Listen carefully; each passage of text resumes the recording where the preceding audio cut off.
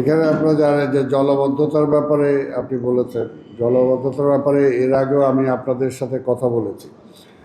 জলাবদ্ধতা যে ঢাকার পানিগুলো আউটলেট একেবারেই ছিল না, সেগুলোকে আমরা বাড়ানোর চেষ্টা করছি।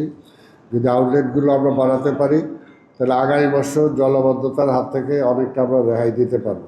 আর এই বছর আমরা ওই যে পাম্প করে আমরা চেষ্টা করছি যে আগে যেটা কয়েকদিন পানি জমে থাকতো সেটাকে অন্তত কয়েক ঘন্টার মধ্যে সেটা যাতে আমরা নিরসন করতে পারি। এবং এটার জন্য আমরা IWT এর তাদের ফিজিবল স্টাডি করার জন্য তাদেরকে আমরা দিয়েছি এবং সেটাও চলমান আছে। নন ইনভার্টার এসির দামে ঘরে আনুন বিদ্যুৎ সাশ্রয়ী ইনভার্টার এসি। এখন 1.5 ton my one inverter AC মাত্র 48,900 টাকা পাওয়া যাচ্ছে মিনিস্টার শোরুমে। অর্থাৎ এটা মাননীয় প্রধানমন্ত্রীও চান যে কত দ্রুত অন্তত এই সমস্যা থেকে আমরা সেটাকে মুক্ত করতে পারি।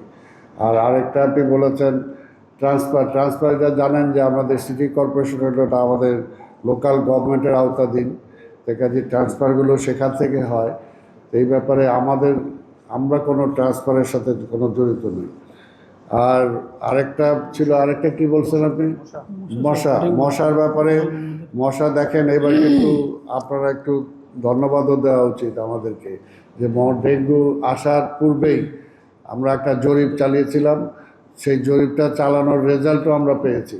যেমন সেই জরিপে যে সমস্ত অঞ্চলগুলো মানে সিরিয়াস ছিল সেই অঞ্চলগুলোতে আমরা ড্রাইভ দিয়েছি একদম মানে কঠিনভাবে, যে কারণে সেই অঞ্চলে যেভাবে লার্ভা মানে আমাদের উৎপাদিত হওয়ারই ছিল সেই অনুপাতে সেটা আমরা রোধ করতে সক্ষম হয়েছি।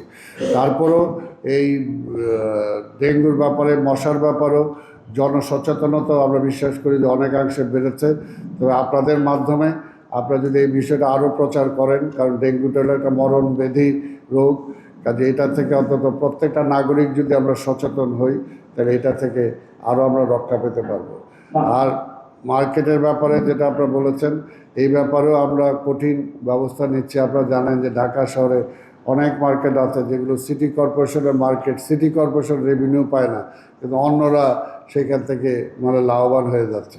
এই ব্যাপারেও আমরা স্পেসিফিক কর্মসূচি নিয়েছি এবং সেগুলো তাদের সাথে আমরা ব্যবসায়ীদের সাথে বসে তাদেরও কিছু সমস্যার কথা আমরা শুনেছি। সেগুলো শুনে তারা কতটুকু আমাদেরকে দিতে পারে, আমরা কতটুকু ছাড় দিতে পারি, এগুলো আলোচনা করে আমরা একটা সমাধানে পৌঁছানোর জন্য চেষ্টা করছি। এবং আমরা বিশ্বাস করি আগামীতে আমাদের এই সমস্ত মার্কেটগুলো থেকে আমাদের রেভিনিউ আরও বেড়ে আসবে।